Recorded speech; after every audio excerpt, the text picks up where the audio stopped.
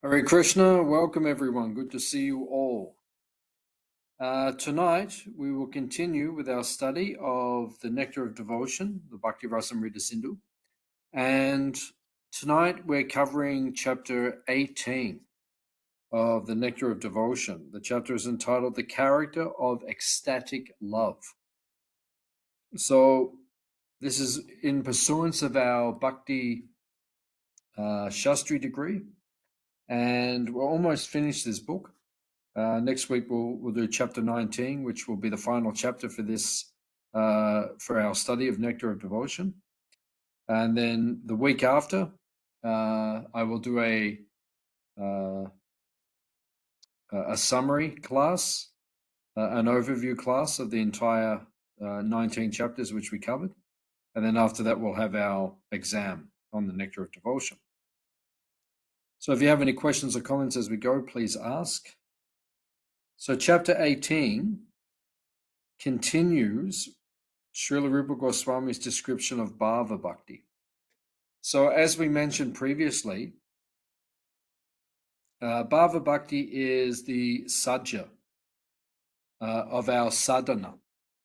Sadhana refers to the practice of devotional service, everything that we do in our devotional life.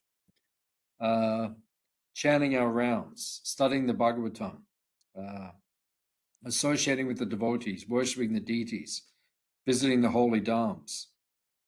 All of these activities, they are the sadhana practice, the practice of devotional service that we engage in with the goal of attaining sajja. Sajja means perfection. So we're aiming to become perfect in our devotional service. Being perfect in our devotional service means we reach the platform of Bhava Bhakti. Bhava means sentiment or a feeling in a particular relationship with Krishna, which is in one of the 5 major rasas. So that is perfection for us. Perfection for us is to understand our relationship with Krishna in one of these 5 primary rasas. So this is what we're aiming for, is Bhava Bhakti, and that's what is being spoken about now in these chapters, chapters 17 and 18. The symptoms of Bhava. One characteristic of Bhava is Chitta Mashrinya, a soft heart that is sensitive to Krishna conscious emotions. Various emotional reactions such as crying, shivering, faltering of the voice, etc., symptomize such a soft disposition. So the heart melts when one attains Bhava Bhakti, when one attains intense sentiments or intense emotions in a particular rasa towards Krishna. And when one's emotions become heightened, it melts the heart, and the heart becomes soft like butter or like honey. It becomes very, very soft. And because of when someone has a soft heart, or when someone's emotions are very deep within their heart, then automatically they will become emotional very quickly. So when someone is an emotional person, or when someone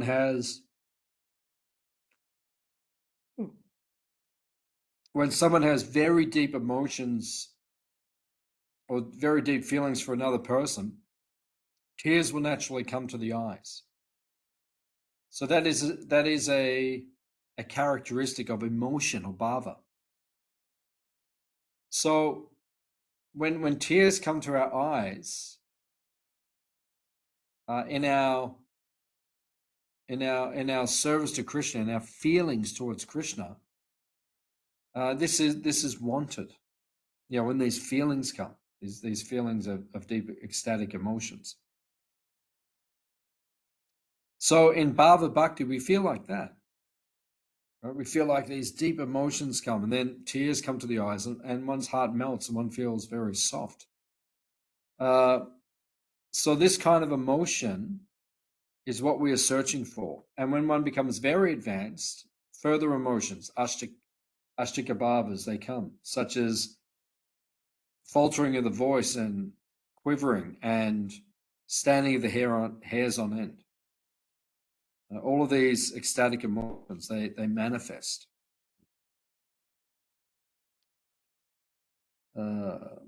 Any actor or actress can imitate tears and shivering. The ability to cry or shiver does not mean such persons have attained Bhava Bhakti. Furthermore, sometimes a devotee who really does possess bhava may purposely conceal these emotional symptoms, and thus his or her bhava remains undetected. External symptoms are not sufficient evidence to ascertain that a devotee has achieved bhava bhakti. So we have to find out, or we have to understand, because in India, and possibly even in the West, we find there are many charlatans, or many people who they appear to have emotions or bhava towards Krishna, but it may be false. So we have to understand what are the actual symptoms of one who has bhava, because it's not just the sentiment, it's not just the crying and the emotional and the external displays of emotion towards Krishna. But there are 9 symptoms of Bhava Bhakti, which will be listed in this chapter, which these 9 symptoms which are listed in this chapter, they display to someone the actual level of Bhava Bhakti. So you can't have the emotions and the tears and everything if you don't have these 9 symptoms. Then it's not Bhava Bhakti. And if one has these 9 symptoms, automatically the external symptoms such as crying and so forth, they will manifest. So we have to understand. So Rupa Goswami is making it very scientific. That's why the Nectar of Devotion is called the complete science of Bhakti Yoga. It's a scientific study. In other words, it's not something that is superficial, but rather we have to understand it scientifically, categorically, systematically. We have to study this philosophy to understand everything properly. So Rupa Goswami gives these 9 symptoms so that we can understand what is Bhava Bhakti, so that we do not become confused, so that we do not become deceived by people who are imitating these ecstatic symptoms of love of Godhead. In Srimad Bhagavatam 2.3, 24, Srila Prabhupada explains, Raghunath Chakravarti Thakur has very critically discussed all these bhava displays in connection with some unscrupulous neophytes, imitating the above symptoms for cheap appreciation. Not only Vishwanath Chakravarti, but also Srila Rupa Goswami treated them very critically. Sometimes all the above 8 symptoms of ecstasy are imitated by mundane devotees. Therefore, real steady bhava is definitely displayed in the matter of cessation of material desires, shanti, utilization of every moment in the transcendental loving service of the Lord, and avyarta kalatvam, eagerness to glorify the Lord constantly, nama ganes ruchi, attraction for living in the land of the Lord, pritish tad vasati stale, complete detachment from material happiness, virakti, and pridelessness, mana, shunyata, for one who has developed all these transcendental qualities,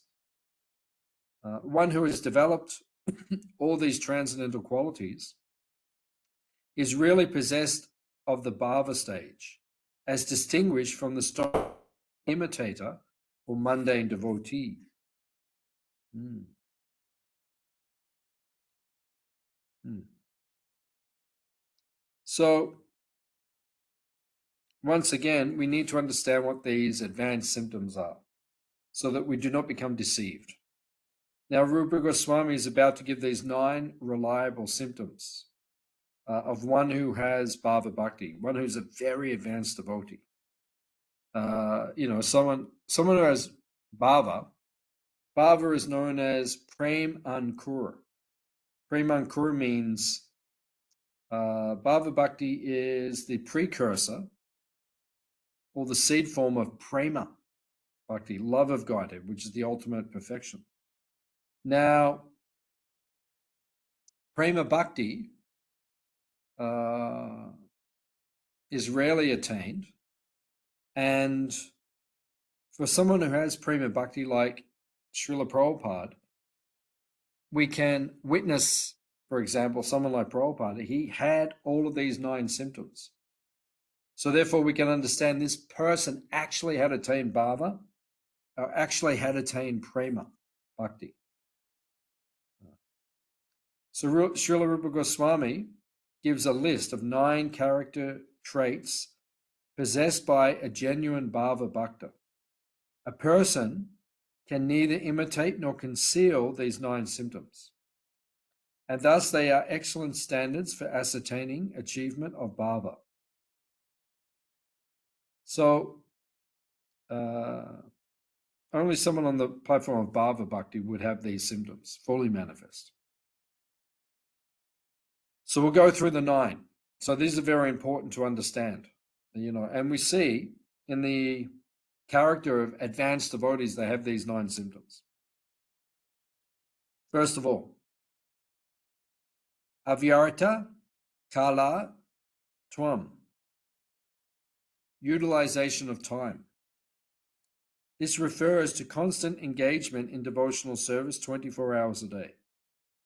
So Prabhupada famously would say, don't waste time. Do not waste time.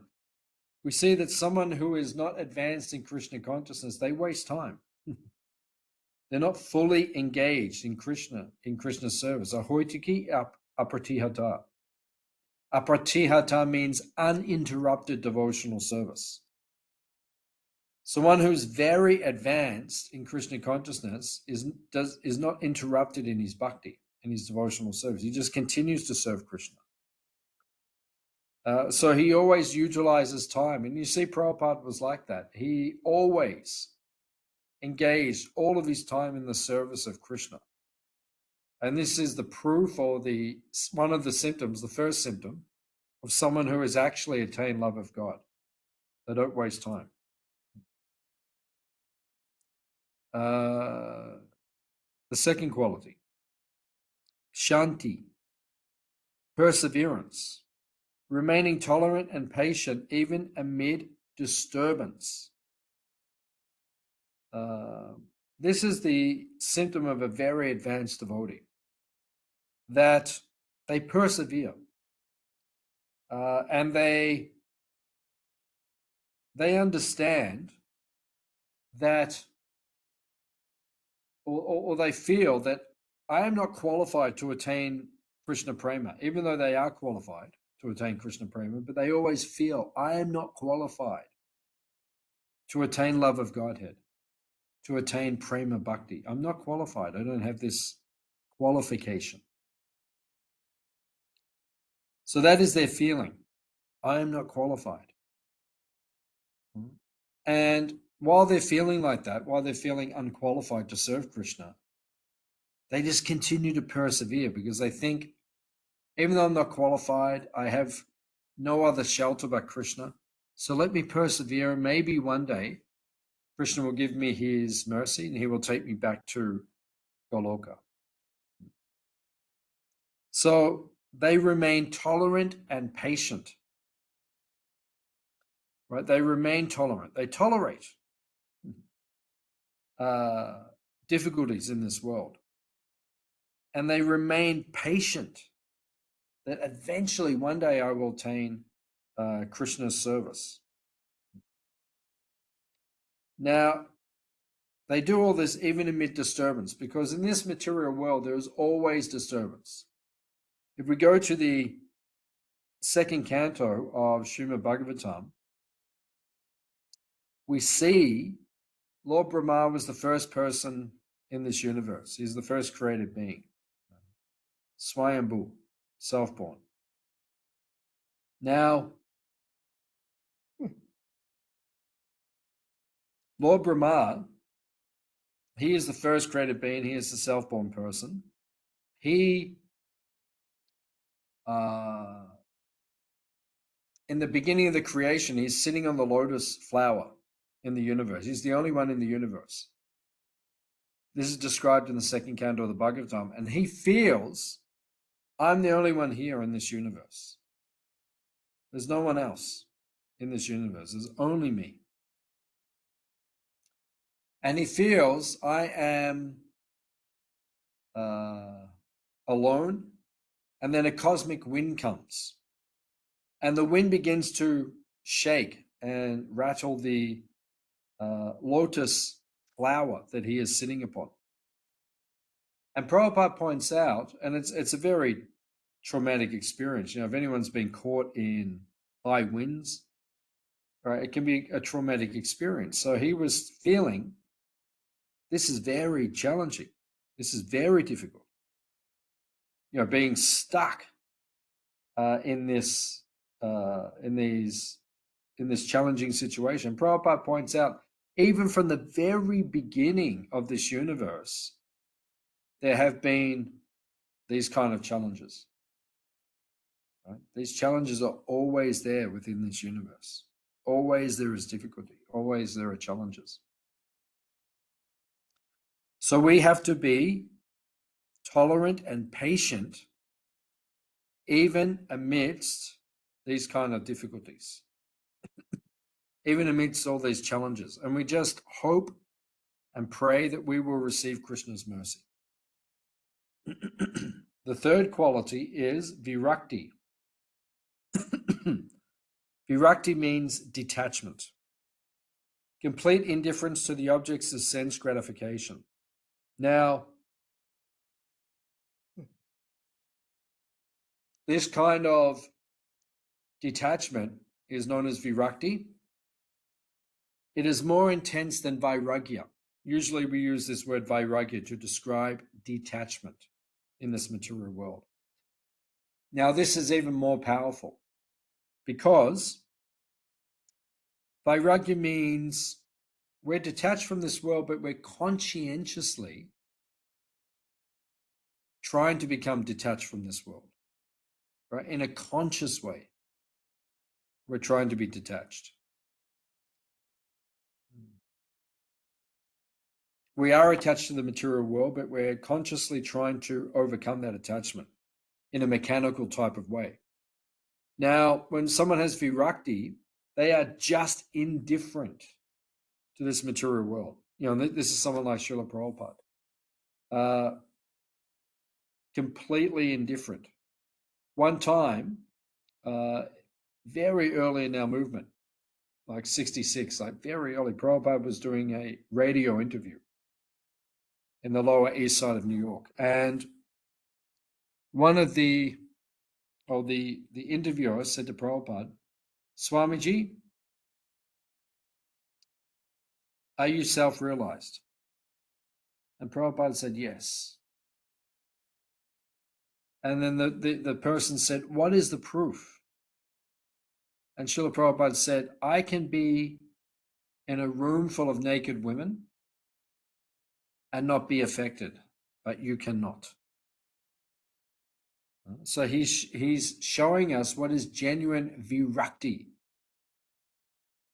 One who has vairagya is cultivating detachment, cultivating vairagya. He would forcibly drag his mind away from that situation of being attracted to the objects of the senses. But someone like Prabhupada is just automatically indifferent. That is his potency. So this is called virakti, or complete detachment. Then there is mana shunyata, pridelessness. To feel humble even though one is extremely elevated. So this is a symptom of one who is extremely advanced in Krishna consciousness. They don't have pride. This shows that we are not extremely advanced in Krishna consciousness because we have pride. We are proud. But one who's very advanced, they don't have any pride. Right? They do not feel pride. And actually, they feel exactly the opposite. They feel pride less. They feel completely humble and completely detached from the false ego. So one who is materially conditioned, he is proud. But one who is detached, he is prideless. But it's on the deepest level. It's not a superficial thing. It's not an artificial thing. It's on the deepest level of Krishna consciousness for someone to feel like this. Then there is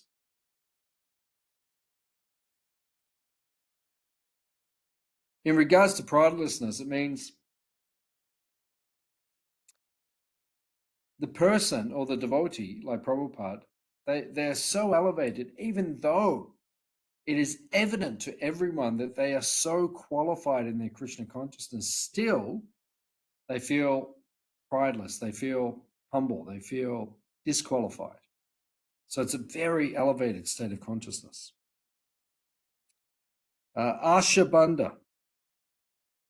Ashabandha, hope against hope. To possess the firm faith that Krishna will deliver one to the highest perfection, even though one feels low and utterly unqualified to achieve it on his own. So hope against hope, right? One just feels, as Narottama Das Thakur explains in Pratana, that I am the lowest, but Chaitanya Mahaprabhu is the most merciful person. So therefore, because I am the lowest person, and he genuinely feels like that, he feels that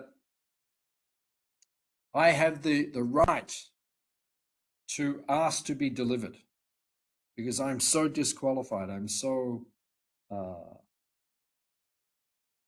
disqualified as a devotee.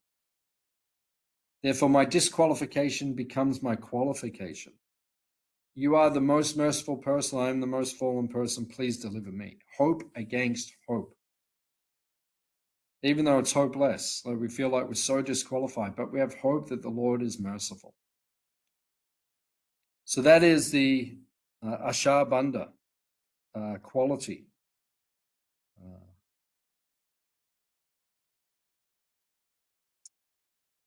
Then there is Samut Kanta, intense eagerness to achieve pure loving service. So this establishes a dichotomy. Ashabandha means I am so fallen, I am disqualified. And then this quality of Samut Kanta means intense eagerness. Even though I'm unqualified, I cannot resist Krishna. I am fully attached to Krishna. Right? I have no other desire to attain anything else but Krishna.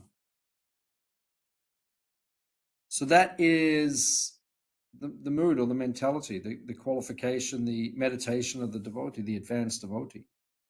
This dichotomy is set up that I am the most fallen, yet I must attain Krishna's service. Right? So this dichotomy is established. Right? So it's very difficult for someone who is feeling like that It's like the tension is so intense. I am the most fallen, yet I have to attain the highest thing. So it's like this intense purification takes place where the devotee feels, because of his disqualification and because of his desire, he feels like there's a natural tension. And that tension leads him to become purified and purifies him so that he can attain love of Godhead. Then we have Nama Gane Sada Ruchi, constant attraction to chanting Hare Krishna. So this is a symptom. And we see, I was actually listening just a few days ago.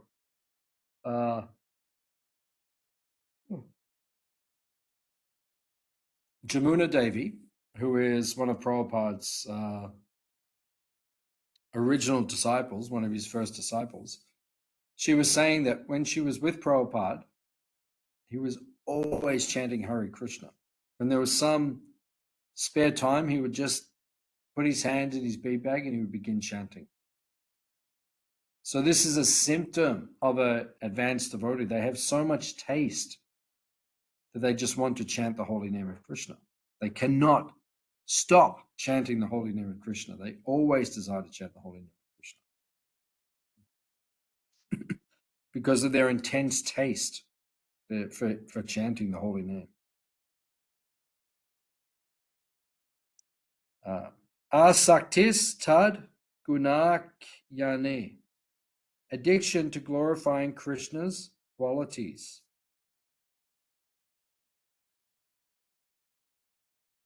So the advanced devotee, he just wants to continuously hear about and glorify the qualities of Krishna. This is another symptom of advanced devotee. And Prabhupada was like that he would go out in the afternoon. In the middle of the afternoon, he would just stop everything, go and sit in his courtyard in Vrindavan, for example, and just ask the devotees to read Krishna book. And that was his qualification. He just had that intense desire to glorify the qualities of the Lord. This is a symptom of a very advanced devotee, a Bhava Bhakta. And the final of the 9 qualities of a Bhava Bhakta is Pritis Tad Vasati Stale, love for living in the Lord's Dham. So an advanced devotee is attached to living in Vrindavan, to living in Mayapur, to living in the holy Dham. He just wants to absorb his time and his energy to live in these holy places. He becomes attached to the holy Dham, to Mayapur, Puri, and Vrindavan. He wants to reside there. And if he cannot reside there physically, he's always residing there mentally within the mind.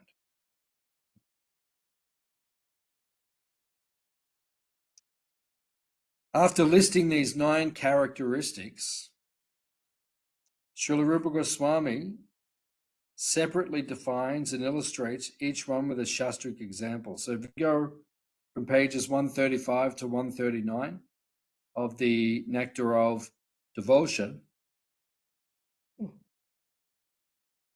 you will see that these qualities, there's an example for each of these qualities so that we can understand them. So you can study that in your own time. So now the topic which will be covered is ecstatic symptoms in neophytes or in non-devotees. Sometimes non-devotees may seem to exhibit signs of ecstasy. This is simply an external display of mundane emotion. Genuine ecstatic symptoms are the private domain of advanced devotees with strong and exclusive attachment for Krishna. They can never appear in people attached to sense gratification or liberation. This is from page 139 of the Nectar of Devotion. It is said by Rupa Goswami that the attachment exhibited by pure devotees for Krishna cannot possibly be perfected in the hearts of fruitive workers or mental speculators. So you can't display symptoms of love of Godhead if you do not have love of Godhead. You can display something that appears like that, and you may temporarily display a shadow of that, but it's not full-fledged prema or full-fledged bhava, emotion for Krishna. If even those who arduously execute sadhana bhakti may not attain bhava, what can be said of non-devotees? Srila Prabhupada writes, this attachment, this is page 139 of Nectar of Devotion, this attachment is very confidentially kept by Krishna and is bestowed only upon pure devotees. Even ordinary devotees cannot have such pure attachment for Krishna. Therefore, how is it possible for success to be achieved by persons whose hearts are contaminated by the actions and reactions of fruitive activities and who are entangled by various types of mental speculation? So we won't see it. We're not going to see these actual symptoms in non-devotees, in those who are not qualified. For one who's too attached to sense gratification or liberation, one cannot experience these symptoms deeply. One has to become qualified. When neophytes or non-devotees display emotions that resemble the symptoms of bhava, it is called racha bhasa, a reflection of bhava. They are of two types. There are two types of racha bhasa: pratibimba, reflective, and chaya, shadow. So we'll now hear the breakdown of these types of shadow or reflective attachment to Krishna. Someone may execute devotional service with an ulterior motive for fruitive gain or liberation. In this case, although the motive is corrupt, the practice is usually quite intense. While performing devotional activities in the association of advanced devotees, such a person may experience symptoms that resemble ecstasy because the genuine ecstasy of advanced devotees is reflecting upon the mirror of the heart.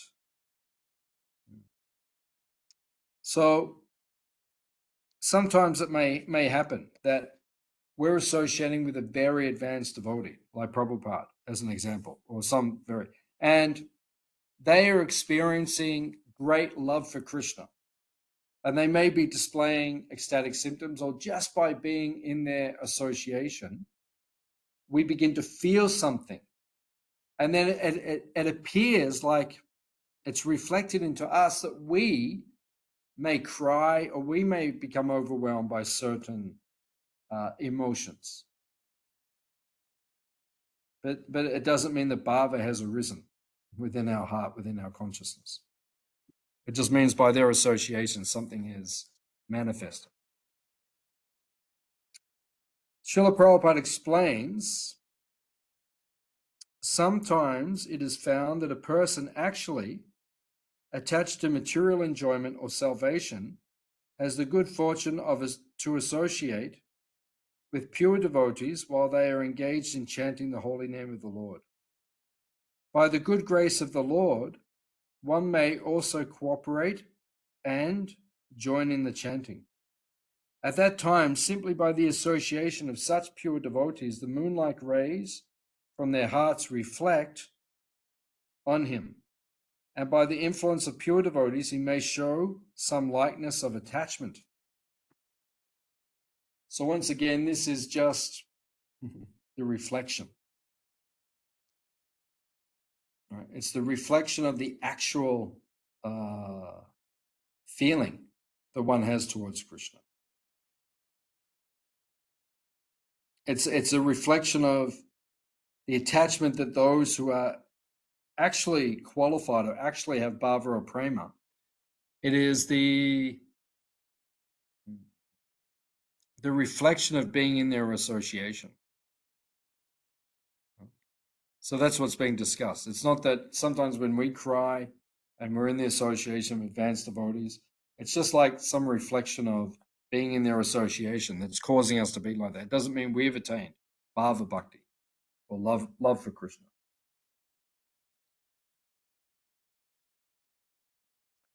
Now there is chaya, rachabas, or shadow attachment. Sometimes a person may execute devotional service out of social, convention, or curiosity. Compared to reflective attachment, this devotional service is less intense, but the motive is not nearly as corrupt. Such people may exhibit a slight resemblance of ecstatic symptoms, especially when they join kirtan, attend festivals, visit the holy dham, or get the occasional association of saintly devotees.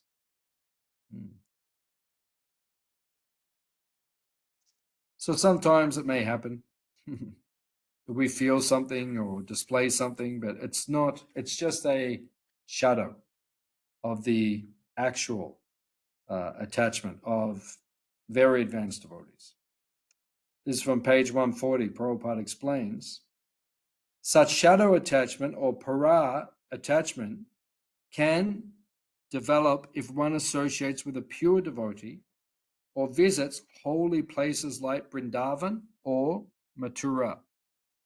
And if an ordinary man develops such attachment for Krishna and fortunately performs devotional activities in the association of pure devotees, he can also rise to the platform of pure devotional service.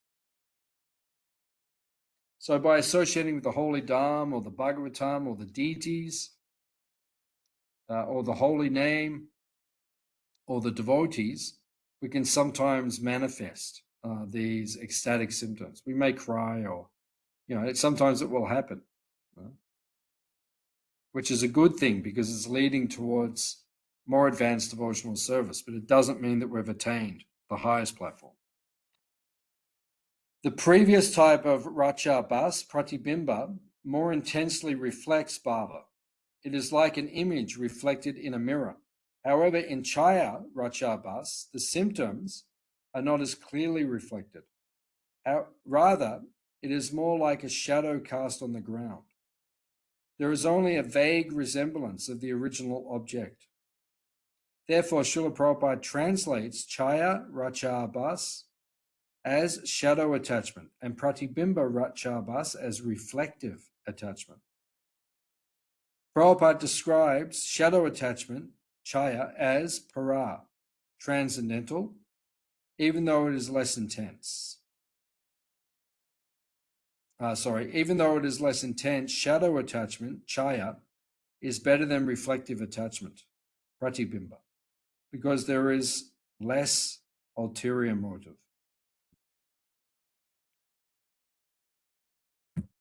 Okay, so now the discussion goes to transforming rachabas, this shadowy attachment or reflection, into genuine bhava bhakti.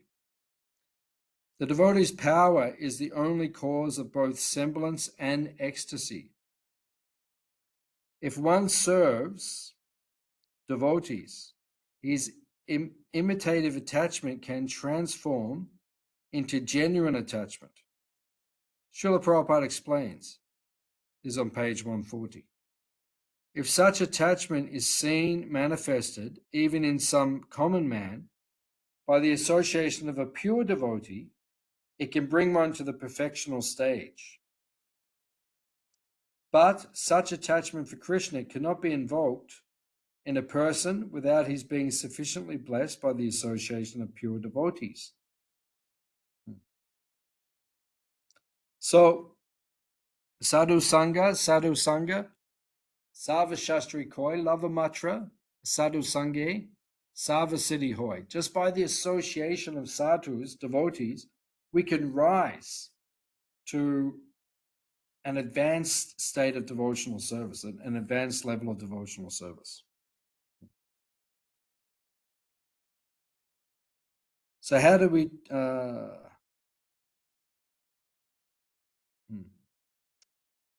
in other words, the only way that one can transform his imitative emotions into genuine bhava is by receiving the mercy of a pure devotee.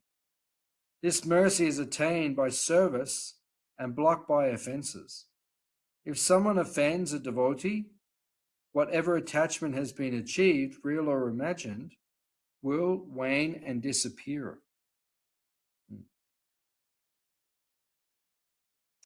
So, as we know, as will be explained in Chaitanya Charitamrita, that the Hati Mata offense, the mad elephant offense, is to offend devotees. Because when you offend devotees, you lose your qualification to understand Krishna.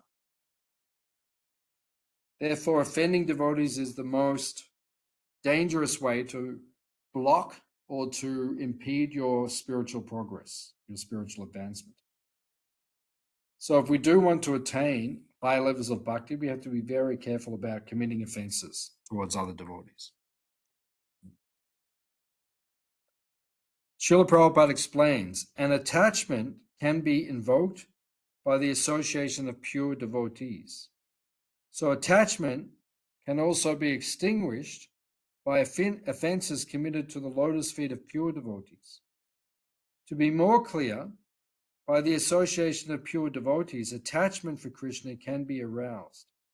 But if one commits an offense at the lotus feet of a devotee, one's shadow attachment or para attachment can be extinguished. If the offense is very serious, then one's attachment becomes almost nil. And if the offense is not very serious, one's attachment becomes second class or third class. So, if we offend devotees, this will be the result. We will lose our taste to practice Krishna consciousness, and we will begin to fade away in our bhakti. We will begin to become more distant towards Krishna. So we have to be very careful about our attachment. We have to be very careful about not committing offenses in devotional service. The most offensive mentality is impersonalism. If we even associate with an impersonalist, a Mayavadi, our devotional ecstasy will wane until it is extinguished. Srila Prabhupada explains, if someone becomes attached to the principles of salvation or to merging into the existence of the Brahma Jyoti, his ecstasies gradually diminish into shadow and para attachment, or else transform into the principle of ahan groho pasana.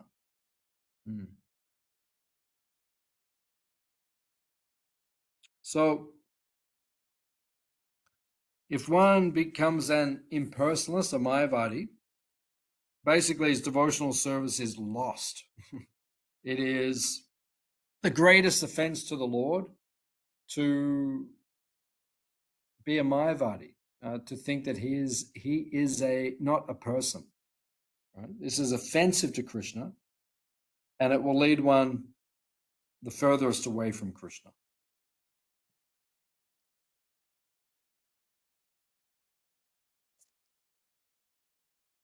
The person who associates with impersonalists becomes contaminated by the notion, I am God. Prabhupada writes on page 141. It is his view that by worshipping himself, he is worshipping the Supreme Whole. Sometimes it is found that a neophyte is taking part in chanting and dancing very enthusiastically, but within himself he is under the impression that he has become the supreme whole. This offensive mentality undermines any hope for advancement to genuine Bhava Bhakti.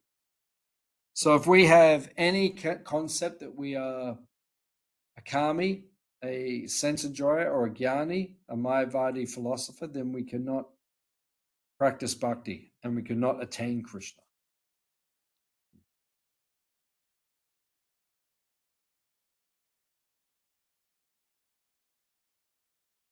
If a person who apparently has not undergone serious devotional practices suddenly manifests symptoms of ecstasy, we should not automatically assume that he is pretending or exhibiting one of the varieties of Racha Bas. His ecstasy may be genuine. If it is seen that a person, this is page 141, if it is seen that a person has developed a high standard of devotion without having undergone even the regulative principles, it is to be understood that his status of devotional service was achieved in a former life.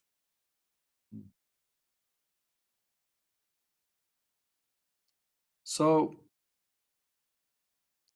we may see someone comes very quickly to devotional service and advances very quickly and even may get to the platform of exhibiting or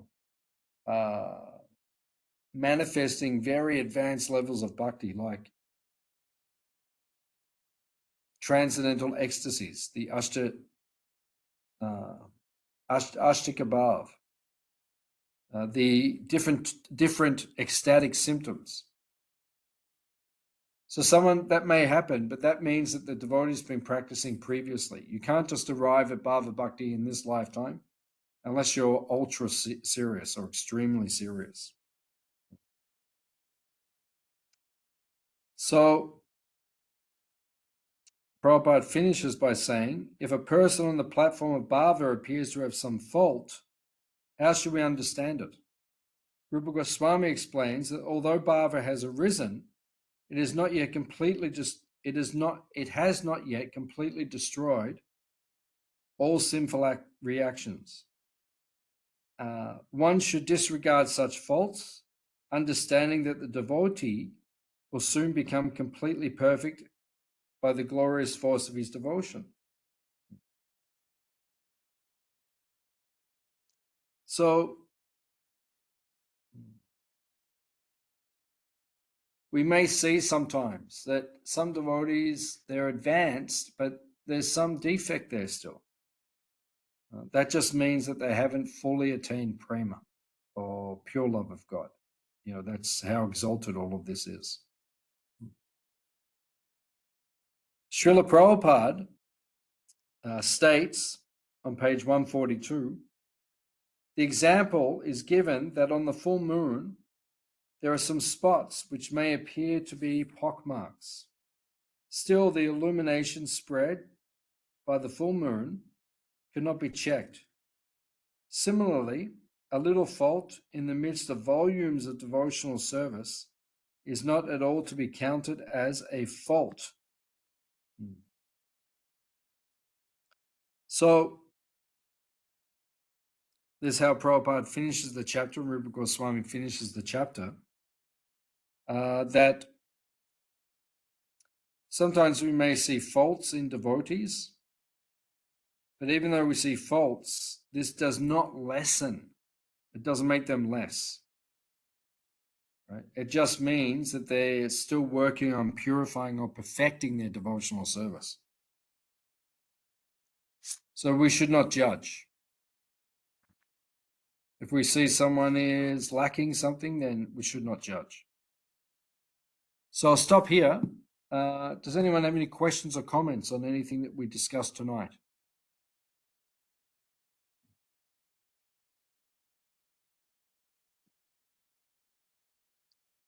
So next week we will cover the final chapter of the Eastern Division of the Nectar of Devotion, chapter 19. And then after that, we'll have an overview class, and then we'll have our exams very soon.